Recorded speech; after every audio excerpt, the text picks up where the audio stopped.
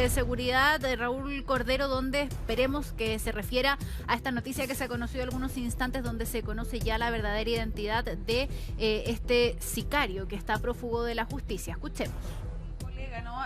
Presenta una dificultad mayor el que estos sujetos entren al país con una identidad que finalmente no es la real, que se cambian incluso las edades. Y que luego ya de una investigación se puede dar cuenta cuál es. Bueno, es una dificultad. Este es el problema. Eso es un problema que tenemos, una dificultad para las policías en los ingresos irregulares, por cierto, personas que no tienen documentación en el país, que finalmente les son asignados RUT a producto, entre otras cosas, luego de sus detenciones.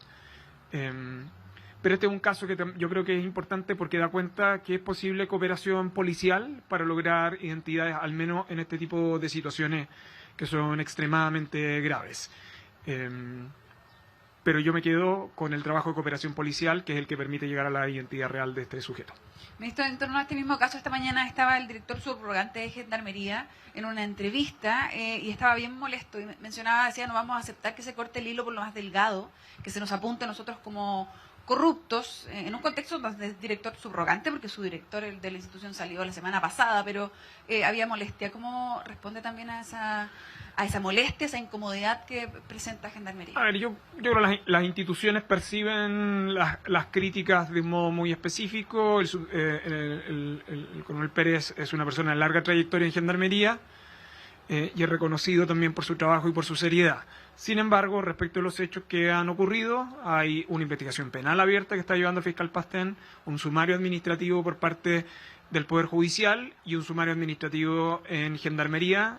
Nosotros vamos a estar a los resultados de esas investigaciones y cualquier anticipación de juicio por ahora nos parece improcedente. Lo que yo creo que es clave es focalizarse en lo importante, y lo importante es la captura de este sujeto, trabajo en el cual han iniciado las policías tan pronto se tuvo conocimiento de que él había sido liberado. Ministro, tomando en cuenta de que esta persona mintió por su identidad, ¿se corroboró la identidad de los otros venezolanos que se mantenían detenidos con Eso está en curso. ¿Está en curso? ¿Se corroboró? Está en curso. Usted me está pidiendo que yo entregue antecedentes de una investigación que no lo puedo hacer público. Consultarle sobre otro tema, también una situación que se le preguntó también al director de Gendarmería y que fue revelada en un reportaje el día de ayer, si es que habían celulares dentro de la celda de esta persona y que se mantenían juntos, incluso estos tres reos. ¿Qué antecedente se tiene de eso? ¿Habían celulares con los que se pudiera haber comunicado con el exterior de estas personas? A ver, esa noche existieron órdenes de ingreso y registro, entre otras a la celda. Los resultados forman parte de la investigación. Pero efectivamente esa noche hubo ingreso y registro en celdas y en otros lugares de la ciudad de Santiago. ¿Se incautó un celular? Hay información que forma parte de la investigación. Usted está midiendo detalles de la investigación que yo creo por prudencia no me corresponde entregar. Ministro, yo quería consultarle respecto a los antecedentes que se han conocido, respecto a un panadero que habría sido secuestrado en horas de la noche en la comuna de Cerro Navia. Hablan de 6 sujetos que llegan armados, lo suben a un vehículo. ¿Puede confirmar esa información? Y si es que no, ¿cómo están trabajando también el tema de los secuestros? Mire, respecto de ese tipo de delitos, el gobierno no comenta públicamente por la naturaleza de los mismos y la sensibilidad que ellos traen aparejado. Solo puedo hablar de cifras generales, pero de ese caso en particular yo no me puedo referir. Ministro, ¿se puede corroborar que las personas que esperaban fuera de la cárcel a este sujeto eran personas que también habían sido recientemente liberadas? Es una de las hipótesis que hay y el Ministerio Público está indagando específicamente sobre ese punto. ¿Es hipótesis? Es una de las hipótesis que hay, que esa noche estaban saliendo más personas en los egresos de la cárcel. O sea que no solo son esas dos. ¿Algo más? ¿Estamos? Bien, muchas gracias. Alberto. Ahí estábamos escuchando las declaraciones entonces del ministro de Seguridad, el ministro Cordero, que además daba a conocer esta nueva corrección. Para ponerlos en contexto, este sicario venezolano de 18 años que fue dejado en libertad y que se está investigando, ¿cierto?, las responsabilidades tanto del Poder Judicial como de Gendarmería en esta liberación que ocurrió la semana pasada, que ahora se encuentra prófugo de la justicia. Bueno, cuando estaba durante la semana, ¿cierto? Lo que sabíamos era que este sujeto vinculado al Tren de Aragua supuestamente se llamaba Osmar Alexander Ferrer Ramírez, ¿cierto? Ese era el nombre que se había dado en el tribunal. Pero durante esta jornada, tanto Carabineros como la Fiscalía han corroborado su identidad y su nombre real es Alberto Carlos Mejía Hernández. Este cartel que están viendo ustedes fue difundido primero por la Policía de Investigaciones y por Carabineros, dando a conocer su nombre real, pero acá también hubo un error, porque acá en el cartel dice Carlos Alberto Mejía Hernández y hace algunos instantes nada más la Fiscalía Occidente y Oriente solicitaron una nueva orden de detención contra el sicario venezolano acusado de asesinar al denominado Rey de Mex y se dice entonces que su nombre ahora es Alberto Carlos, no Carlos Alberto. Escuchemos nuevamente al ministro de Seguridad. Para aclarar el punto, ¿no? El afiche de las policías es el que tiene el nombre erróneo y la información que llaman a la fiscalía es... Sí, las policías acaban de haber corregido el orden de los nombres, ¿no? Pero el número de identidad... la identidad de él se encuentra completamente verificada por parte de las autoridades venezolanas. Es la denominación como utilizó Fiscalía. Sí. Entrega a Interpol con este nombre, con esta cédula de identidad, con esta fecha de nacimiento también. Así es. Esta confusión puede generar una dificultad en encontrar a esta persona. Pero lo que importa es el documento de identidad, sus huellas dactilares y la fotografía que tiene de su pasaporte. Él de todas maneras había entregado su identidad falsa de Osmar, entiendo, en consejería, en varias circunstancias, ¿no? Sí. Ojo que eso es una forma de suplantación que es bastante irregular en el caso de migración irregular. O sea, él habría tenido documentos irregulares también para poder solventar hay otras investigaciones que dan cuenta de la falsificación de ese tipo de documentos de identidad, especialmente de países extranjeros, sí.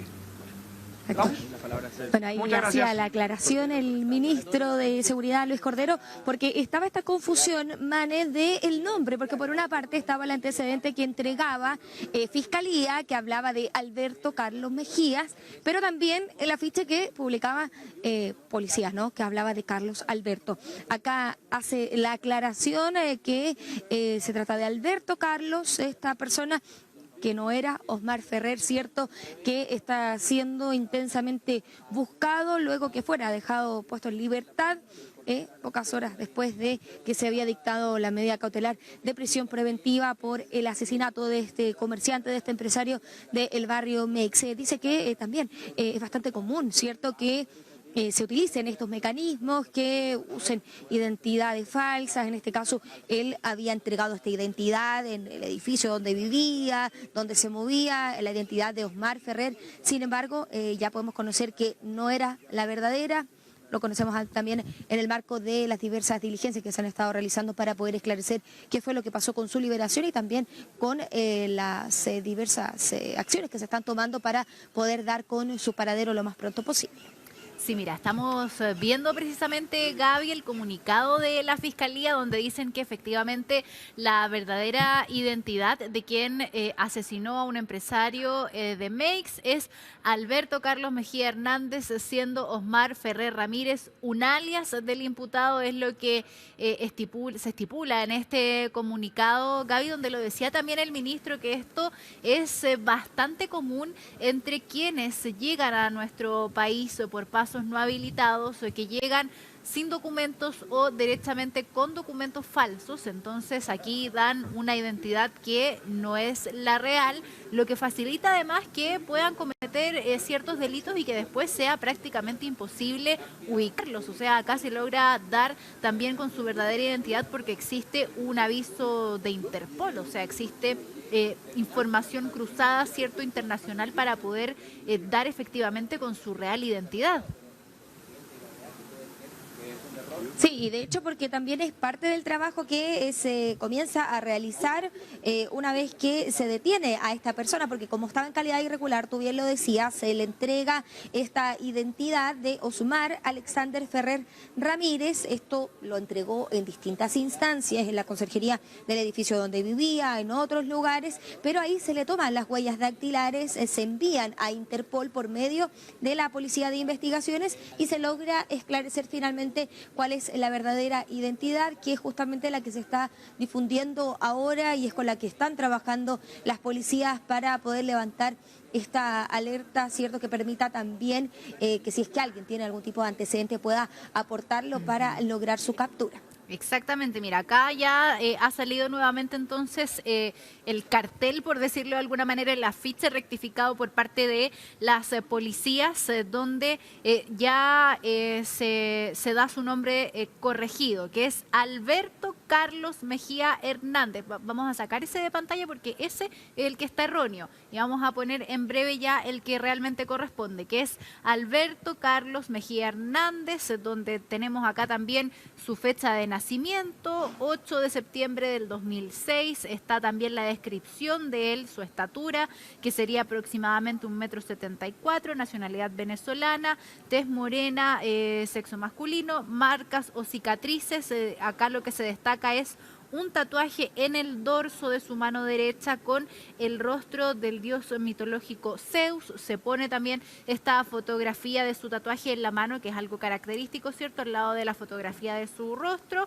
Y lo que se describe acá entonces es que este sujeto se encuentra prófugo de la justicia por su participación en el delito de homicidio perpetrado el día 19 de junio de 2025 en la comuna de Ñuñoa, región metropolitana. Se le vincula directamente con la organización criminal internacional conocida como Tren de Aragua. Este individuo representa un alto peligro para la seguridad pública, por lo que se solicita la colaboración de la ciudadanía. Y acá en este afiche dejan teléfonos de contacto y correos electrónicos para cualquier información que se pueda dar. Gaby, nosotros no alcanzamos a escuchar desde el principio el punto de prensa del ministro Cordero.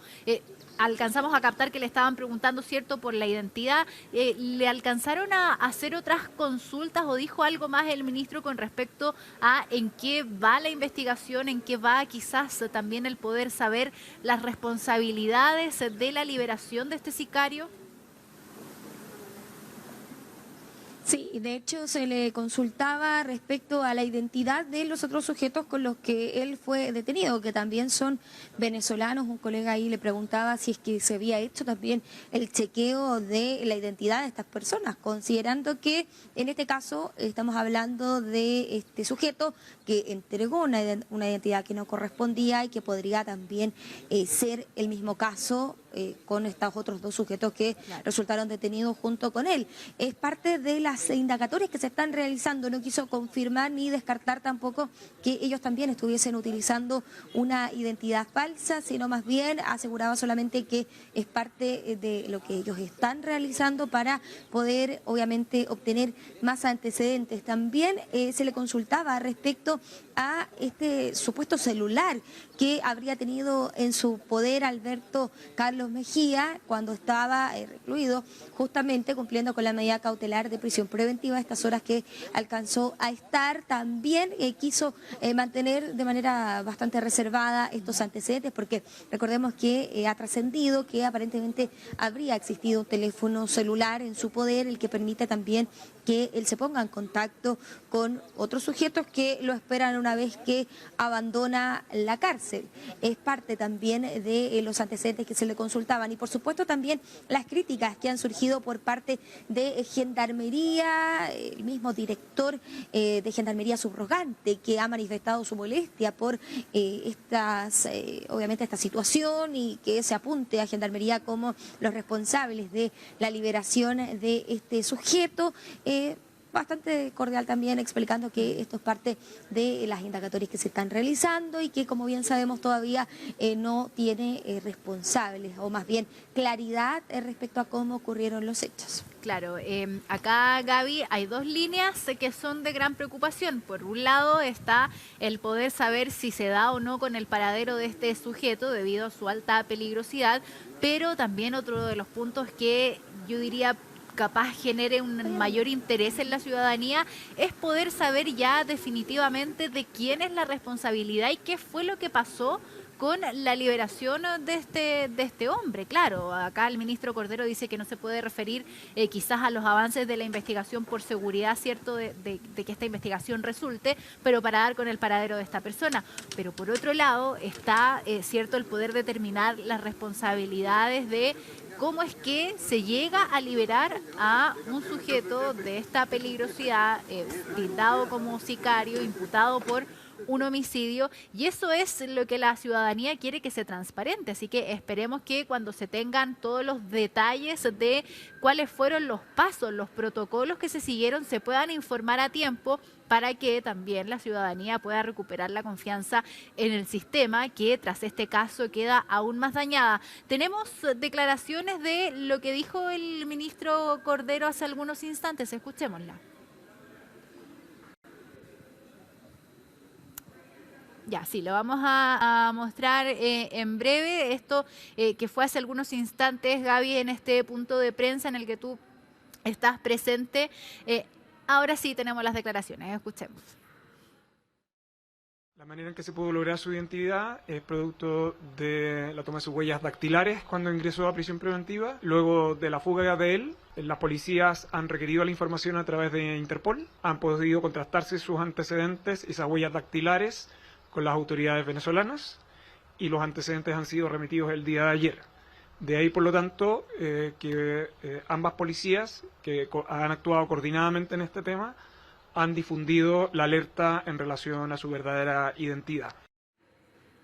Claro, se ha difundido todo esto, Gaby, pero la verdad es que cada vez resulta más lejana la opción de poder dar con el paradero de este hombre que ya sabemos cuál es su verdadera identidad, que es Alberto Carlos Mejía, porque todo hace suponer que lo más probable es que ya no se encuentre al interior de nuestro país. Sí, de hecho es una de las líneas investigativas, considerando también la cantidad de días que han pasado desde que él abandona Santiago 1. Ahora están, claro, las dos partes, las dos líneas investigativas, tanto la que tiene relación con el paradero de este sujeto, las diversas diligencias que se están realizando, está esta orden de Interpol con ahora su verdadera identidad, pero también está esta otra parte que bien lo mencionabas tú, Mane, que tiene relación con los procedimientos, porque acá todavía hay dardos cruzados entre el Poder Judicial, ¿cierto?, entre el mismo juzgado, entre Gendarmería, que ha manifestado varias ocasiones que ellos no tienen la facultad tampoco para verificar la veracidad de los documentos, poder más bien ejecutar su función, y eso es lo que ellos reciben cuando ejecutan esta liberación de Alberto Carlos Mejía. Exacto, vamos a ver cómo sigue avanzando esta investigación, Gaby, donde no sé si ahí el ministro alcanzó a decir algo con respecto al tema de las responsabilidades. Bueno, tú mencionabas que existe molestia por parte de Gendarmería, porque lo que hemos visto durante esta semana, Gaby, es cómo se han ido, por decirlo coloquialmente, tirando la pelota unos con otros, tanto el Poder Judicial como Gendarmería. O sea, acá el foco está puesto en estas dos instituciones donde cada cual se defiende con respecto a los protocolos que acá se siguieron, pero en alguno de estos dos, en alguna de estas dos instituciones, tiene que estar el error y la fisura de lo que aquí ocurrió. Sí, por eso es también que se está llevando esta investigación a cargo del fiscal Pastén, que ha involucrado la incautación de dispositivos móviles, entre otras acciones, para poder esclarecer qué fue lo que pasó, de celulares, de cámaras de vigilancia, también de toma de declaraciones a funcionarios tanto del Poder Judicial como también de Gendarmería, porque acá lo que ha dicho, cierto, el director es que al apuntar a Gendarmería se está yendo por el hilo más delgado. es parte de las declaraciones que él ha manifestado y por eso también su enojo. Pero el ministro es bastante enfático en señalar que acá hay una investigación sin apuntar a responsabilidades todavía específicas, ya que esto todavía tampoco se ha podido esclarecer a ciencia cierta quién fue el que podría haber fallado en este procedimiento completo que termina con la liberación de este peligroso sujeto que pertenecería al tren de Aragua y que eventualmente ya podría estar fuera del país. Perfecto, Gaby. Vamos a estar atentos a ver si ya con la identidad real de esta persona se logran obtener noticias de su paradero. Muchas gracias, que estés muy bien, que tengas buen día.